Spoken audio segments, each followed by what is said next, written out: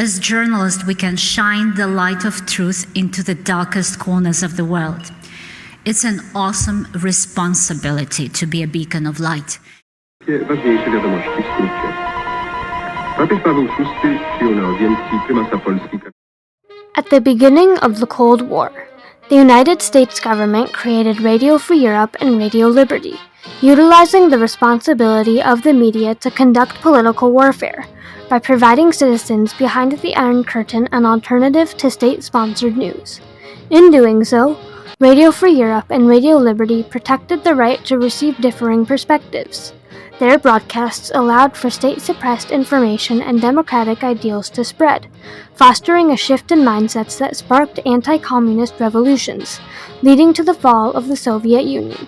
Today, Radio Free Europe and Radio Liberty continue to maintain the responsibility to protect the right to access information in countries where political opposition is suppressed. News is meant to impart information and ideas to inform the public on events, inspiring debate, and creating a responsibility of the media to write accurate stories and hold institutions of power accountable. The radio revolutionized the distribution of news, taking information from the paper to the airwaves. This allowed the media to uphold the responsibility to provide news faster and further than before, protecting citizens' right to access information across borders. During World War II, governments realized the potential radio broadcasts could hold in improving the perception of powers. Radio Moscow, a Soviet-run radio station, and Voice of America, an American-funded station, were established to improve their image and combat Nazi misinformation. This cultivated soft power on air, focusing on cultural influence as an alternative to military pressure.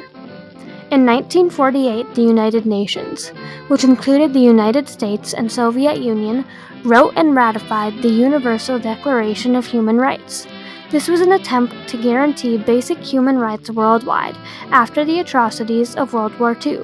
Article 19 of the Declaration stated, "Everyone has the right to freedom of opinion and expression. This right includes freedom to hold opinions without interference and to seek, receive, and impart information and ideas through any media and regardless of frontiers."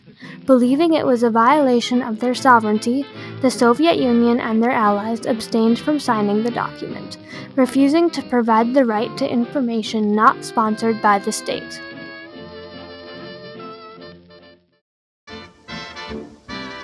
By 1950, a new conflict was underway, the Cold War.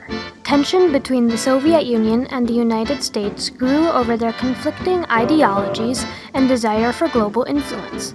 Communist governments spread across Eastern Europe and created the metaphorical line between communism and democracy known as the Iron Curtain.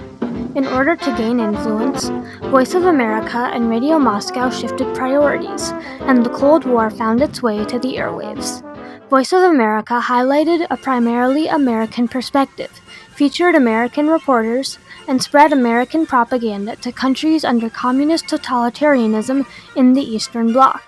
Radio Moscow shared socialist propaganda worldwide and allowed the Soviets to maintain control over all news broadcasts within their borders. As people fled communist countries, State Department diplomat George Kennan realized the potential influence immigrants could have on their former compatriots when provided with facilities for communication with their homelands. He planned to foster a shift in their perspective on communism by forming centers of hope and providing an inspiration for continuing popular resistance within the countries of the Soviet world. He recommended creating a radio station, using the responsibility of the media to conduct political warfare. This would utilize soft power through radio waves, using immigrant voices, differing from the strategy of Voice of America. He didn't believe you could persuade other countries, even if they had different opinions from here. He didn't believe the Americans had the right or the way to convince other countries to become just like the United States. Kennan's idea came to fruition in 1950, when a radio covertly funded by the CIA joined the Battle of Opinions, Radio Free Europe.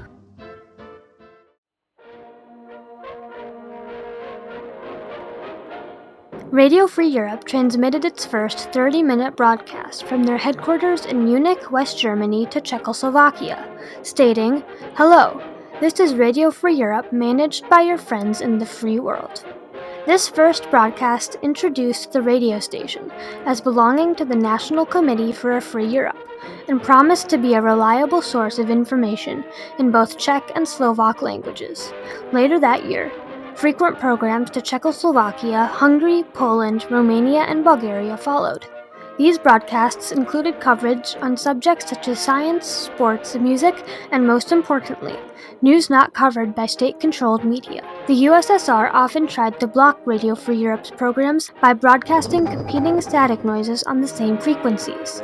As Radio Free Europe's audience grew, the CIA began funding Radio Liberty in 1953, which broadcast specifically to the USSR. Both stations used the responsibility of the media to fulfill the right to receive alternate perspectives established in the Universal Declaration of Human Rights. Political news was one distinctive feature of Radio Free Europe and Radio Liberty, which drew listeners in. This helped citizens formulate opinions independently, balancing the bias within Soviet news. However, this independent thinking, coupled with a misleading broadcast, sparked the Hungarian Revolution of 1956. It was then that freedom fighters in the streets of Budapest interpreted Radio Free Europe broadcasts as promising armed American intervention against the Russians. But the GIs never came, and the Munich station stood accused of having added to the bloodbath. After investigation, Radio Free Europe was cleared of this implication by the United States, and they re-emerged as a more professional news organization, avoiding any comment or broadcast that could incite a revolt. On, Radio Liberty and Free Europe changed their strategy, and a new emphasis was put on objectivity in news and commentary. The official aim now is to encourage reform, not revolution in the Soviet bloc. As protests and rebellions occurred throughout the Eastern Bloc, Radio Free Europe and Radio Liberty cross-reported news on developments that were suppressed by regime media. This allowed listeners to connect to resistance efforts and played a key role in sparking democratic movements, weakening communist regimes over time. The 1970s brought increased scrutiny over CIA activities, and it was determined that more governmental oversight of the stations was needed. After the CIA's involvement with Radio Free Europe and Radio Liberty's funding was exposed, they transferred monetary control to public congressional funds in order to maintain listeners' trust in the stations. This resulted in greater freedom over the content of the broadcasts and led to the merger of Radio Free Europe and Radio Liberty. For the next 15 years, Radio Free Europe and Radio Liberty battled communist news and censorship by broadcasting reliable information to millions. This gradually liberalized citizens, reshaping mindsets and in turn sparking democratic movements, culminating in a series of revolutions in 1989. In 1990, the White House acknowledged Radio Free Europe and Radio Liberty contributed significantly to changes taking place in the Soviet Union as they moved towards democracy, proving the radio's broadcasts were a key factor in bringing about the fall of the USSR and an end to the Cold War. While one mainstream sentiment is that Radio Free Europe and Radio Liberty is propaganda, ultimately what matters are the guiding principles these stations were founded upon. It's my responsibility to protect my sources and to be unbiased. That's the main responsibility. Radio Free Europe and Radio Liberty valued journalistic integrity and promoted democratic ideals instead of nationalist beliefs. Today, the same democratic ideals are still promoted, as Radio Free Europe and Radio Liberty are currently broadcasting to countries facing political oppression, reaching 42 million people weekly in 23 countries. However, Radio Free Europe and Radio Liberty is currently jeopardized, as the U.S. administration is attempting to cut funding.